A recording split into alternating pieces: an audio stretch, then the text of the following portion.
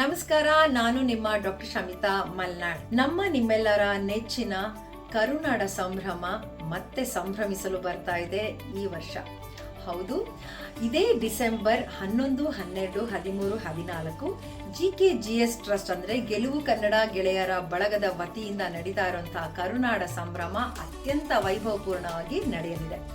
ಈ ವರ್ಷದ ವಿಶೇಷ ಡಾಕ್ಟರ್ ಶಮಿತಾ ಮಲ್ನಾಡ್ ಲೈವ್ ಏನಿರುತ್ತೆ ಅಂದ್ರೆ, ನನ್ನ ಜೊತೆಗೆ ಪ್ರಖ್ಯಾತ ಗಾಯಕರಿರ್ತಾರೆ ಮತ್ತು ಪೂರ್ತಿಯಾಗಿ ಮಹಿಳಾ ವಾದ್ಯಗಾರರು ಕಾರ್ಯಕ್ರಮವನ್ನ ನುಡಿಸ್ತಾ ಇದ್ದಾರೆ.